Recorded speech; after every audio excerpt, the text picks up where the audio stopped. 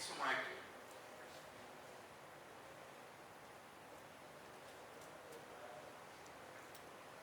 അപ്പോൾ സാധാരണ ഒരു ഫിറ്റ്നസ് സെന്റർ എന്നൊക്കെ പറഞ്ഞാൽ ഒരാള് അല്ലെങ്കിൽ രണ്ടാള് നമ്മൾ സാധാരണ കണ്ടുവരുന്ന ആ ഒരു രീതിയിലാണ് നമ്മൾ. പക്ഷെ നമ്മളും അതേപോലെയാണ് സ്റ്റാർട്ട് ചെയ്തത്. പക്ഷെ ഞാൻ മഞ്ചേരി ഏകദേശം ഒരു 10-30 വർഷമായിട്ട് പുറത്തായിരുന്നു. മഞ്ചേരി കോവിഡ് സമയത്താണ് ഇവിടെ നാട്ടിലെത്തുന്നത്. അപ്പൊ ഈ നാട്ടിൽ എത്തിയ സമയത്ത് ഡോക്ടറുമായിട്ട് കണക്ട് ചെയ്തു, അങ്ങനെ പ്രോഫിക്സ് ആയിട്ട് കണക്ട് ചെയ്തു. അങ്ങനെയാണ് എനിക്ക് മിഷന് ഫോർ പർപ്പസ്, ഫോർ വാല്യൂ ഇങ്ങനെയൊക്കെ സംഗതികൾ ഉണ്ട് എന്നുള്ളത് സത്യത്തിൽ. കാരണം ഏകദേശം 10-27 വർഷം സർവീസ് സെക്ടറിൽ വർക്ക് ചെയ്ത ആളാണ്. ഞാൻ അമേരിക്കൻ കമ്പനിയിൽ ഫിറ്റ്നസ് ഹെഡായിട്ട് 8 വർഷത്തോളം വർക്ക് ചെയ്തിട്ടുണ്ട്. അപ്പോൾ സർവീസ് സെക്ടറിനെ കുറിച്ചുള്ള ഐഡിയ എനിക്ക് അറിയായിരുന്നുള്ളൂ. അതായത് ഒരു തൊഴിലാളി എന്ന രീതിയിലായിരുന്നു മുന്നോട്ട് പോയി. പക്ഷെ ഇവിടെ ഈ ഒരു കോവിഡ് ആയ സമയത്ത് നാട്ടിലെത്തിയപ്പോൾ ഇനി എന്ത് എന്നുള്ളൊരു ചോദ്യത്തിന് എന്തുകൊണ്ട് ഞാൻ അമേരിക്കൻ കമ്പനിയൊക്കെ എന്നെ മാക്സിമം യൂട്ടിലൈസ് ചെയ്താണ്. എനിക്ക് എന്തുകൊണ്ട് അങ്ങനെ തുടങ്ങിക്കൂടാ. അങ്ങനെ ഫാമിലി മെമ്പേഴ്സിനെ, നമുക്ക് ഏറ്റവും വിശ്വാസം ഉണ്ടാകുന്ന ഫാമിലി മെമ്പേഴ്സാണ്. അവർ വെച്ച് ഞാൻ തുടങ്ങിയപ്പോൾ കുറെ ആളുകൾ അന്വേഷിച്ചപ്പോഴാണ് ഇവിടെ BNA ഉണ്ട്, ടോക്കൺ ഉണ്ട്, അങ്ങനെ കുറച്ച് കമ്പനി കിട്ടി. അങ്ങനെ ടോക്കൺ നമുക്ക് ഒന്നും അറിയാത്ത നമുക്ക് ഏറ്റവും ബെറ്റർ തറയിൽ തുടങ്ങാം, ഫൗണ്ടേഷൻ തുടങ്ങാൻ നല്ലത് എനിക്ക് തോന്നുന്നത് നമ്മൾ ചുറ്റുവട്ടത്തുള്ള കമ്മ്യൂണിറ്റി എന്ന രീതിയിലാണ് ടോക്കൺ ഞാൻ ജോയിൻ ചെയ്തത്. അപ്പോൾ ആ ഒരു ഇതില് എനിക്കൊരു മിഷൻ സെറ്റ് ചെയ്തിരുന്നത് ടോക്കണാണ്, അല്ലെങ്കിൽ ഈ പ്രൊഫിക്സ് ആണ്. ടോക്കണിന്റെ പ്രൊഡക്റ്റ് ആണ് പ്രൊഫിക്സ്. അപ്പോൾ ഞാൻ 4 ലെയർ ആയിട്ടാണ് ഞാൻ എൻ്റെ മിഷൻ സെറ്റ് ചെയ്തത്. അതിൽ ഫസ്റ്റില് 4 ഇതിൽ വരുന്നത് ഫസ്റ്റ് തന്നെ ഒരു ബ്രാൻഡാണ്. കാരണം നമുക്കറിയാം ലോകത്ത് ഏറ്റവും ടോപ്പ് ഹൈ ആയിട്ട് നിൽക്കുന്ന പലതും. ഇപ്പൊ നമ്മൾ എടുത്തു നോക്കിയാൽ നൈക്ക് എടുത്തു നോക്കിയാൽ നൈക്കിനൊരു അർത്ഥമൊന്നുമില്ല. ഒന്ന് ശ്രദ്ധിച്ചാൽ മനസ്സിലാവും. ഒരു അർത്ഥമില്ലാത്ത പല പേരുകൾ ഞാൻ ശ്രദ്ധിച്ചിട്ടുണ്ട്. പെപ്സി, അതിന് പ്രത്യേകിച്ച് അർത്ഥമുണ്ടോ? അർത്ഥമില്ലാത്ത പലതും ലോകത്തിന്റെ നെറുകയിലെത്തിയിട്ടുണ്ട്. പക്ഷെ അതിന്റെ അർത്ഥം എന്താണെന്ന് അതിന്റെ ആരാണോ അതിന്റെ ഓണർ അദ്ദേഹത്തിന് അറിയാം. അങ്ങനെയാണ് ഞാൻ ജാഫർ സാർ എന്നോട് പറഞ്ഞു ഈ ഒരു ബ്രാൻഡിങ്ങിന്റെ കാര്യം പറഞ്ഞു. അങ്ങനെ മിസ്റ്റർ മസ്റ്റിൻ എന്നുള്ള ഒരു പുതിയ പേര് ഞാനിട്ടു. അത് മിസ്റ്റർ എന്ന് പറഞ്ഞാൽ mister India, mister Saudi Arabia. Must എന്ന് പറഞ്ഞാൽ നമുക്കറിയാം ഈ ഒരു കാലഘട്ടത്തിൽ നമ്മൾ നിർബന്ധമായും അനിവാര്യമായും നമുക്ക് ഉണ്ടാവേണ്ട ഒരു സംഗതിയാണ് ആരോഗ്യം അല്ലെങ്കിൽ ഹെൽത്ത് എന്നുള്ളത്. അപ്പോൾ മസ്റ്റ് എന്നുള്ളത് അതിനാണ് സൂചിപ്പിക്കുന്നത്. എന്റെ വീട്ടിൽ വിളിക്കുന്ന പേര് മുസ്തു ആണ്. അപ്പൊ ആ ഒരു പേര് വരും. പിന്നെ എന്ന് പറഞ്ഞാൽ ഞാൻ ഇവിടെ കുറച്ച് നേരം സംസാരിച്ചു. ഫിസിക്കലി അല്ല, കൂടുതൽ മെന്റലി കാര്യങ്ങൾ സംസാരിച്ചു. ഫിറ്റ്നസ് ഡയറ്റ് എന്നുള്ള രീതിയിൽ. അപ്പൊ ആ ഒരു മിസ്റ്റർ മസ്റ്റ് എന്ന് പറഞ്ഞാൽ ഈ ഒരു അർത്ഥമാണ്. അപ്പൊ ഇതില് ഫസ്റ്റ് ലെയറിൽ വരുന്ന ബ്രാൻഡാണ്. അത് എഴുതി വെച്ചതുകൊണ്ട് മാത്രം ഞാനത് ഒരു പുതിയ ബ്രാൻഡ് സ്റ്റാർട്ട് ചെയ്തു. രണ്ടാം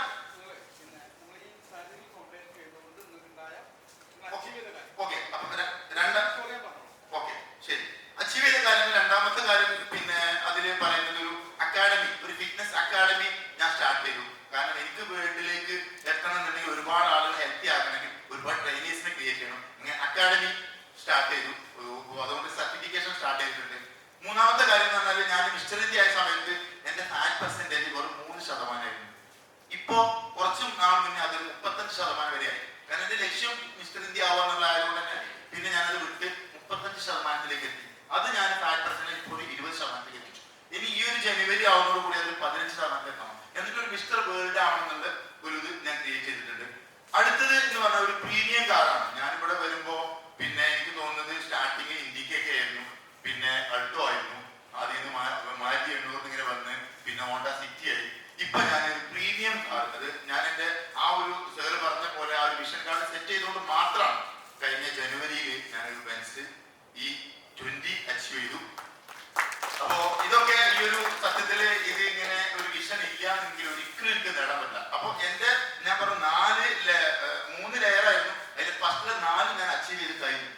ഇനി എനിക്ക് ബാക്കി 10 വർഷത്തിൽ വെറും 8 കാര്യങ്ങൾ മാത്രമേ ഉള്ളൂ. Thank you sir, thank you so much. Okay, ഇത് നാളെ ഇപ്പോൾ എല്ലാവരും ബെൻസ് ക്ലീൻ ചെയ്യാം, ഇതേ പറഞ്ഞ രൂപത്തിൽ ക്ലീൻ ചെയ്യാവുന്നതല്ല. ഡിപ്പെൻസ് നിങ്ങൾക്കൊരു വാല്യൂ ഇല്ല. നിങ്ങളുടെ ഡിപ്പെൻസ് ആണ് നിങ്ങളുടെ ഡ്രീമുകൾ. നേരത്തെ ജയനെ പറഞ്ഞു, ഗാന്ധിജിയുടെ കാര്യം പറഞ്ഞു അല്ലേ? ഗാന്ധിജിയുടെ സ്വപ്നം എന്തായിരുന്നു? അദ്ദേഹത്തിന്റെ ജീവിത ലക്ഷ്യം എന്തായിരുന്നു? ഇന്ത്യക്ക് സ്വതന്ത്രമായി കൊടുക്കുക എന്നുള്ളതാണ്. അത് വാങ്ങിക്കൊടുത്തു, അദ്ദേഹം പോയി അല്ലേ? ഇപ്പൊ നമുക്ക് ഓരോരുത്തരുടെയും നമ്മൾ ഇവിടേക്ക് പറഞ്ഞയച്ചതിന്റെ ലക്ഷ്യം എന്താണെന്നുള്ളത് നമ്മളാണ് നിർണ്ണയിക്കേണ്ടത്. അല്ലാതെ അദ്ദേഹത്തിന് അത് അതേപോലെ കോപ്പി ചെയ്തിട്ട് അദ്ദേഹത്തിന്റെ ഡ്രീം കാർഡ് കോപ്പി ചെയ്ത് ആയിക്കോട്ടെ, അദ്ദേഹം ബെൻസാണെങ്കിൽ ഞാൻ വേറൊരു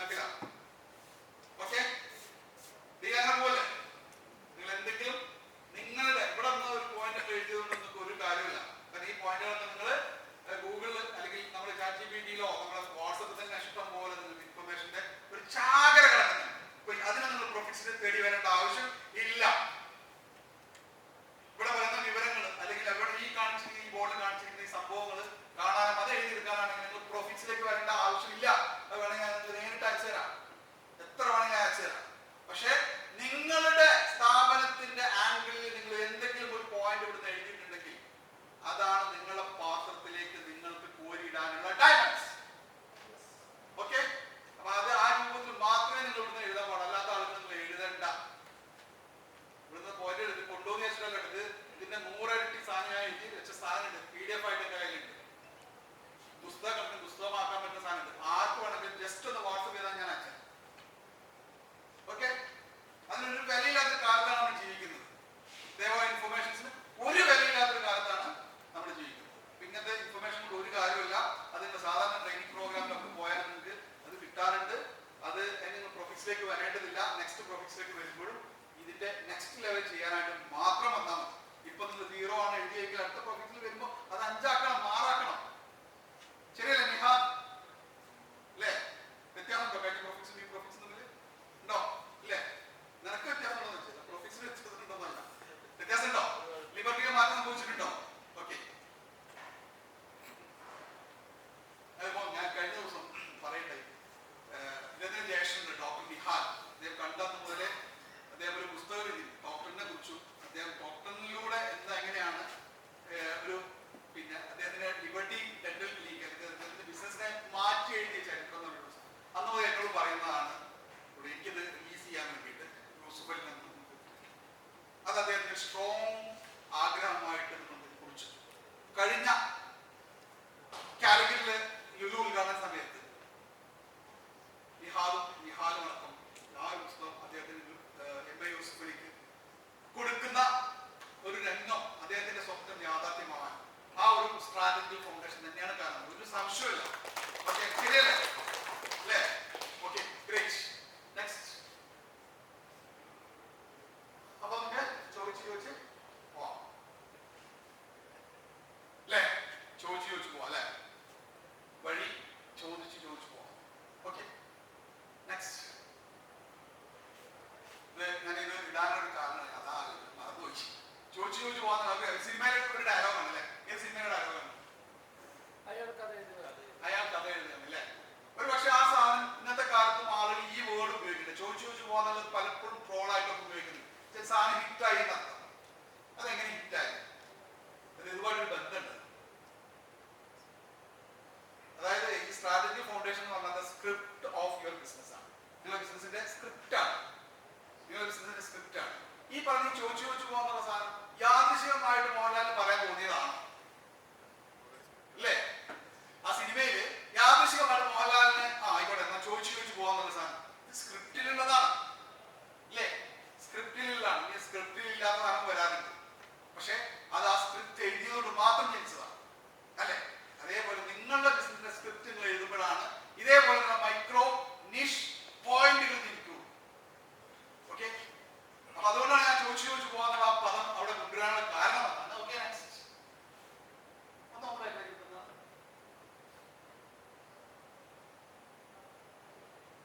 ഓക്കെ, അപ്പൊ നമ്മള് ആക്ച്വലി നമ്മളെല്ലാവരും ബിസിനസ് പ്രൊഫീസിൽ വന്നതിന് ശേഷം നമ്മൾ ബിസിനസ് തുടങ്ങി സ്റ്റാർട്ട് ചെയ്യും. ആശയ തലത്തിൽ മാത്രമേ ആയിട്ടുള്ളൂ. ഒരു രൂപ പോലും നമ്മൾ ഇൻവെസ്റ്റ് ചെയ്തത് നമ്മുടെ ചിന്തയിൽ മാത്രമാണ് സംഭവം കിടക്കുന്നത് അല്ലേ? അതിന്റെ പ്രൈമറി സ്റ്റേജിൽ അതിൽ നിങ്ങൾക്ക് ലെഗസി ലെവൽ വരെ ഈ സംഭവം എത്തിക്കാൻ പറ്റും. അതിന് പ്ലാൻ ചെയ്യാൻ തുടങ്ങി, അത് എഴുതാൻ തുടങ്ങി, അങ്ങനെ സ്റ്റെപ്പ് ബൈ സ്റ്റെപ്പ് ആയിട്ട് ഇംപ്ലിമെന്റ് ലെവലിലേക്ക് പോകാൻ പറ്റും. പക്ഷെ നമ്മൾ ആശയ തലത്തിലേ എത്തിയിട്ടുള്ളൂ അല്ലേ? നെക്സ്റ്റ്. നമ്മൾ കെട്ടിയ തറയിൽ മുകളിൽ നമ്മൾ കെട്ടിയ ആ തറ അത് സ്ട്രോങ് ആണെന്ന് അറിയാം. അതിന്റെ വാല്യൂ നമുക്കറിയാം. അത് ഒരു പോർച്ചുഗൽ ഇഫക്റ്റ് ഉള്ളതാണെന്ന് നമുക്കറിയാം. പക്ഷെ അത് അവിടെ അങ്ങനെ ഇട്ടുകൊണ്ടിരുന്നാൽ അതിന്റെ കല്ലുകൾ ഓരോരുത്തർ പെറുക്കി കൊണ്ടുപോകും അല്ലേ? നമ്മളെടുത്ത ആശയം, നമ്മൾ ക്രിയേറ്റ് ചെയ്ത ആ മഹത്തായ ആശയത്തെ നമ്മൾ എന്ത് ചെയ്യണം?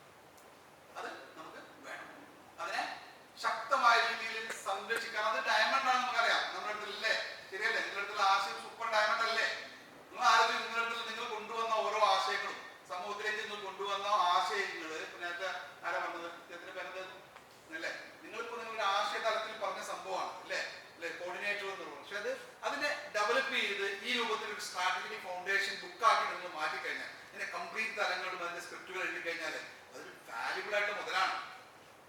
നിങ്ങളൊരു കോർഡിനേറ്റ് എന്നൊരു പദം മാത്രമാണ് വന്നത്, പക്ഷെ ആ പദത്തിനെ ഇൻഡെപ്തിൽ നമ്മൾ പഠിച്ച് അത് സൊസൈറ്റിയിൽ ഉണ്ടാക്കുന്ന ഇമ്പാക്റ്റുകളും ആ സൊസൈറ്റിയിലെ നീഡും പെയിനും ഒക്കെ അനലൈസ് ചെയ്ത് കൃത്യമായ രൂപത്തിൽ അതിനെ ഒരു എന്തിനും നമുക്ക് ബിസിനസ് ആക്കാം, ഏത് കാര്യം നമുക്ക് ബിസിനസ് ആക്കാം. ഓക്കെ, അത് ചെയ്ത് കഴിഞ്ഞാൽ ഇറ്റ്സ് എ വാല്യുബിൾ തിങ്. പക്ഷെ ആ സാധനത്തിന് സൂക്ഷിക്കാൻ നമ്മൾ ഡയമണ്ട് ഏതെങ്കിലും മനോരമ പേപ്പറിൽ പൊഞ്ഞു കൊണ്ടുകൊണ്ട് കണ്ടിട്ടുണ്ടോ? ഇല്ലല്ലോ. അതിന് കൃത്യമായ കണ്ടെയ്നർ ഉണ്ടാവില്ലേ? ആ ഒരു കണ്ടെയ്നർ ആണ് ഇനി നിങ്ങൾക്ക് വേണ്ടത്. അത് നമ്മുടെ ആശയത്തെ ശക്തമായി സംരക്ഷിക്കുന്ന സൂപ്പർ കണ്ടെയ്നർ. ആ കണ്ടെയ്നർ ആണ് ലോകത്ത് രണ്ട് തരത്തിലുള്ള സ്വത്തുക്കളാണുള്ളത്. എന്തൊക്കെയാണ്? ഒന്ന് ഫിസിക്കൽ പ്രോപ്പർട്ടിയും രണ്ടാമത്തത് ഇന്റലക്ച്വൽ പ്രോപ്പർട്ടി. ഇന്റലക്ച്വൽ പ്രോപ്പർട്ടി എന്നുള്ളത് ഫിസിക്കൽ പ്രോപ്പർട്ടിയുടെ മുകളിൽ നിൽക്കുന്ന സാധനം. പലർക്കും അറിയാം, നിങ്ങളൊക്കെ കളിച്ചുകൊണ്ടിരുന്ന കളി വെറും ഫിസിക്കൽ പ്രോപ്പർട്ടിയുമായി ബന്ധപ്പെടുത്തിയിട്ടാണ് അല്ലേ? ഈ കിക്കറി എന്നുള്ള ബ്രാൻഡിങ് ഡെവലപ്പായി വരുന്നുണ്ട്. അതിൻ്റെ ഇടയിൽ നിങ്ങൾ അറിയാത്ത സാധനങ്ങൾ നിങ്ങൾ അവിടെ ഫോക്കസ് ചെയ്യുന്ന എന്തിലാണ്? അതിന്റെ പ്രൊഡക്റ്റിലാണ്. ആ പ്രൊഡക്റ്റിനെ നമ്മൾ അതിലേക്ക് ഇൻസൈഡ് ചെയ്യാനുള്ള കാരണം എന്താണെന്ന് അറിയാം? ആ ആശയത്തിനെ വലുതാക്കാൻ വേണ്ടി. ആ പ്രൊഡക്റ്റ് അല്ല നമ്മുടെ ഫോക്കസ്. ആ പ്രൊഡക്റ്റ് നിങ്ങൾക്ക് ഫിസിക്കലി ടച്ച് ചെയ്യാനുള്ള എലമെന്റ് മാത്രമാണ്. മറിച്ച് ഞങ്ങൾ ക്യുക്കറി എന്നുള്ള ബ്രാൻഡിലാണ് ഫോക്കസ് ചെയ്യുന്നത്. അതായത് ക്യുക്കറി എന്നുള്ള ബ്രാൻഡ് അതിന്റെ വാല്യൂ കൂട്ടാനാണ് ശ്രമിക്കുന്നത്. അത് ഞങ്ങൾ സംരക്ഷിക്കാൻ, ആ ആശയത്തെ സംരക്ഷിക്കാൻ ഇനി വേറെ കൊണ്ട് പോകേണ്ട. ഈ കുക്കറി എന്ത് കഥകൾ പറയാം. ഷംസൂന് എവിടെ മൈക്ക് കിട്ടിയാലും ഇനി എന്ത് ചെയ്യാൻ പറ്റും? ഈ ഒരു കഥ പറയാം. പിഎൻആയി പോകുമ്പോൾ പറയാം, ചെക്കപ്പിൽ പോകുമ്പോൾ പറയാം, എവിടെ പോകുമ്പോൾ പറയാം, ധൈര്യമായിട്ട് പറയാം. പിന്നെ ആരും കട്ടോട്ട് പോകാൻ കഴിയില്ല. കാരണം ഇവരുടെ പേരിൽ ശക്തമായ രൂപത്തിൽ രജിസ്റ്റർ ചെയ്ത് വെച്ചിരിക്കുന്ന സംഭവമാണ്. അത് ചെയ്യേണ്ട രീതിയിൽ, ചെയ്യേണ്ട രൂപത്തിൽ, ചെയ്യേണ്ട ഭാവത്തിൽ ചെയ്താൽ മാത്രമേ അതിന് റിസൾട്ട് കിട്ടുള്ളൂ. അല്ലെങ്കിൽ അത് ഒരിക്കലും കിട്ടാൻ പോകുന്നില്ല. അതെ, നമ്മൾ ആശയത്തെ ശക്തമായി സംരക്ഷിക്കേണ്ട ഒരു സൂപ്പർ കണ്ടെയ്നർ വേണം. That's your brand. Simply brand മാത്രമല്ല ഇന്റലക്ച്വൽ പ്രോപ്പർട്ടിയിൽ വരുന്നത് ഒരുപാട് കാര്യം. എന്തൊക്കെ എലമെന്റ്സ് നിങ്ങൾക്ക് ചെയ്യാൻ പറ്റുന്നതാണ് നമ്മൾ ഈ സെഷനിൽ പറഞ്ഞത്. ഒരു ബ്രാൻഡ് മാത്രമല്ല കേട്ടോ. നിങ്ങൾക്ക് ഈ ഇന്റലക്ച്വൽ പ്രോപ്പർട്ടി എന്ന് പറഞ്ഞാൽ ലോകത്തുള്ള സ്വത്തിന്റെ 80% കിടക്കും. അത് നമ്മുടെ അടുത്ത് 20% മാത്രമേ ഫിസിക്കൽ സ്വത്തുക്കൾ ലോകത്തുള്ളൂ. അപ്പൊ നമ്മളുടെ ബിസിനസ്സിനുള്ളിൽ എത്രത്തോളം ഇന്റലക്ച്വൽ എലമെന്റ്സ് ഉണ്ട് എന്നുള്ളത് നമ്മൾ ഇതുവരെ നമ്മൾ ചിന്തിച്ചിട്ടില്ല, ആലോചിച്ചിട്ടില്ല. ശരിയാണ്. നോക്കാം നമുക്ക്. നിങ്ങൾ ബിസിനസ് ചെയ്യുന്നതോടൊപ്പം പുതിയ ഒരു ഇൻവെസ്റ്റ്മെന്റോ പ്രത്യേക തയ്യാറെടുപ്പോ ഇല്ലാതെ വലിയ റവന്യൂ നിങ്ങളിലേക്ക് എത്തുന്ന ഇന്റലക്ച്വൽ പ്രോപ്പർട്ടി എന്ന സൂപ്പർ സാധ്യത എന്നുള്ളത് നമ്മൾ പരസ്യം പറഞ്ഞ സംഭവമാണ്. അതായത് പ്രത്യേകിച്ച് വേറെ എന്ത് ചെയ്യുന്നില്ല, അതിന് ഇൻവെസ്റ്റ്മെന്റ് ഒന്നും ചെയ്യേണ്ടതില്ല. നിങ്ങൾ ഒരു ബേസിക് ഇൻവെസ്റ്റ്മെന്റ് നടത്തിയിട്ടുണ്ടോ? പിന്നെ ഈ സാധനം നിങ്ങൾ ക്യുക്കറിയുടെ ഒരു കറി മസാല നിങ്ങൾ വിൽക്കുമ്പോൾ നിങ്ങൾക്ക് പ്രോഫിറ്റ് കിട്ടും. അതാണ്, അത് മാത്രമാണ് നിങ്ങൾ ഫോക്കസ് ചെയ്യുന്നുണ്ടെങ്കിൽ നഷ്ടമായിപ്പോകും. നഷ്ടമായിരിക്കും അല്ലേ?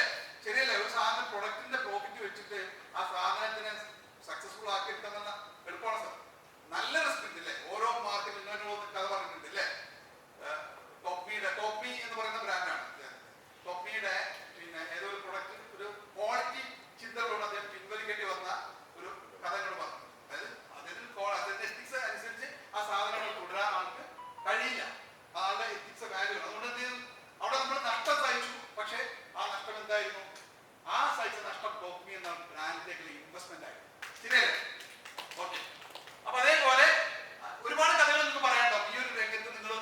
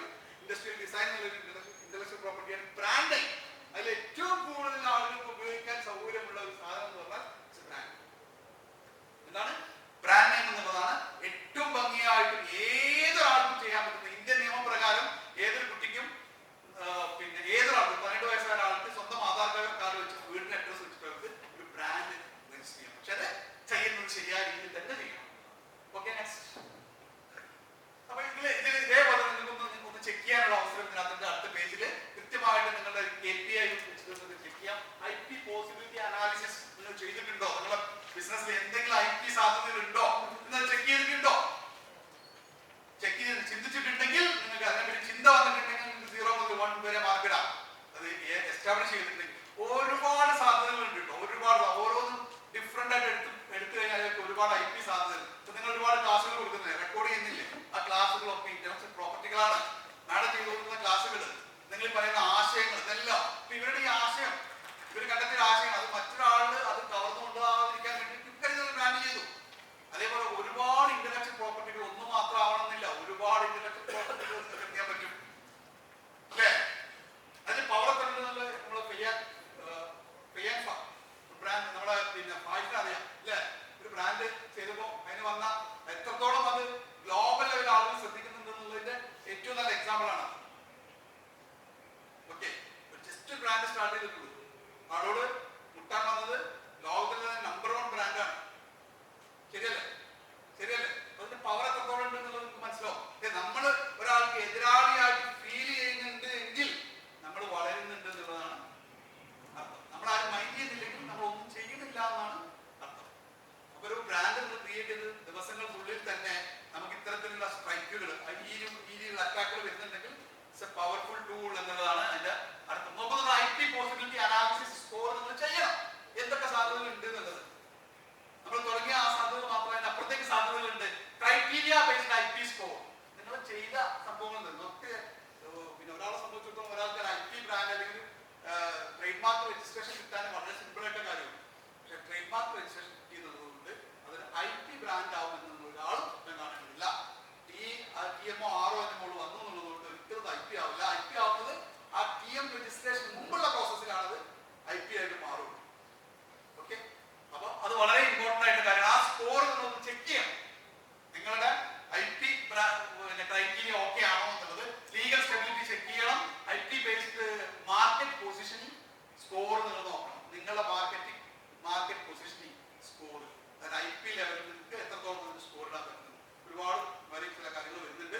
ഓരോന്നും നിങ്ങൾക്ക് അനലൈസ് ചെയ്യാം, അത് ചെക്ക് ചെയ്ത് നിങ്ങൾക്ക് ഇടാം. അത് ജസ്റ്റ് നിങ്ങളുടെ സ്ട്രെങ്ത് നിങ്ങൾക്ക് സ്വയം തിരിച്ചറിയാൻ വേണ്ടിയുള്ള ഒരു മെട്രിക്സ് ആണ് തന്നിട്ടുള്ളത്. Okay, next. അപ്പോ മോനെ അടുത്ത സെഷനിലേക്ക് പോകല്ലേ അല്ലേ? അപ്പൊ അമ്പാനെ ശ്രദ്ധിക്കും അല്ലേ? ശ്രദ്ധിക്കും. ഈ ഡയലോഗ് കേട്ടിട്ടുണ്ടോ? ഈ ഡയലോഗ് കേട്ടിട്ടുണ്ടോ? ഓക്കെ, എന്റെ ജസ്റ്റ് ഒരു എന്താണ് എന്റെ ബേസ് എന്താണ്? ഈ അമ്പാനാണ്. ഞാൻ ഫിലിമൊന്നും കണ്ടിട്ടില്ല കേട്ടോ. ഞാനിത് ഇങ്ങനെ ജസ്റ്റ് നമ്മുടെ സമൂഹം സോഷ്യൽ മീഡിയയിൽ ഈ സംഭവം ഉണ്ട്. ഈ അമ്പാൻ എന്ന് പറയുന്ന വ്യക്തി ഒരു ഗ്യാങ് ലീഡർ ആണോ? ആ ഈ ഫിലിം കണ്ട ആളാണ്. ഞാൻ എന്റെ കാഴ്ചപ്പാട് ശരിയാണ്. ഇന്നലെ രാത്രി ഇട്ട സാധനമാണ്. കാഴ്ചപ്പാട് ശരിയാണ്. കാരണം അടുത്തൊരു സെഷനുമായി ചെറിയ ബന്ധമുള്ളവരാണെന്ന് ചോദിക്കുന്നത്. ഈ ഫിലിം കണ്ട ആരെങ്കിലും ഉണ്ടോ? കണ്ടിട്ടുണ്ടോ? കണ്ടിട്ടുണ്ടോ? ഓക്കെ, ഈ അമ്പാനല്ല, അതിൽ ആരാണ്? രംഗാണൻ അല്ലേ? ഈ രംഗാണൻ എന്ന് പറഞ്ഞ ക്യാരക്ടർ എന്താണ്? അയാൾ ഒരു ഗ്യാങ് ലീഡറാണ്. അയാളുടെ കൂടെ കുറെ ആൾക്കാരുണ്ട്. അയാളുടെ വൺ ഓഫ് ദ മെയിൻ ആളാണ് ഈ പറയുന്ന. ശരിയാണോ? അപ്പൊ എന്റെ പിന്നെ ഊഹം ശരിയാണ് അല്ലേ? അപ്പൊ ഞാൻ ഫിലിം കാണാൻ പോകാൻ മിക്കവാറിന്റെ റിവ്യൂ കാര്യങ്ങളൊക്കെ കണ്ടിട്ട് ആ ഫിലിം കണ്ടമാരി എനിക്ക് മനസ്സിലാവാനാണ്. അപ്പം ഈ പറയുന്ന ആളുടെ ഇമ്പാക്റ്റിനെ ശ്രദ്ധിച്ചു. ഈ അമ്പാനെ ശ്രദ്ധിക്കുന്ന ഈ പദം, ഈ അമ്പാൻ എന്ന് പറഞ്ഞു കഴിഞ്ഞാല് ഈ പറയാൻ പോകുന്ന നിങ്ങൾക്ക് ഏറ്റവും വൃത്തിയായിട്ട് കണക്ട് ചെയ്യാൻ പറ്റുന്ന ഒരു ആളായിട്ട് കുറച്ച് കഴിഞ്ഞാൽ മനസ്സിലാവും. ജസ്റ്റ് ഒരു പശ്ചാത്തലം മുമ്പിൽ വെച്ചു എന്ന് മാത്രമേ ഉള്ളൂ. ഇതിനൊരു നെക്സ്റ്റിലേക്ക് പോകുമ്പോൾ മനസ്സിലാവും. ഓക്കെ, ഈ ഒരു വാക്ക് പറയാത്ത ആൾക്കാരാണെങ്കിൽ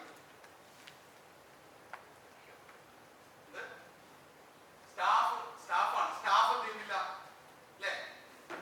സ്റ്റാഫ് നിൽക്കുന്നില്ല അല്ലേ? സ്റ്റാഫാണ് സാറേ വലിയ തലവേദന. ഇത് പറയാത്ത ബിസിനസ്സുകാരുണ്ടോ? ശരിയല്ലേ?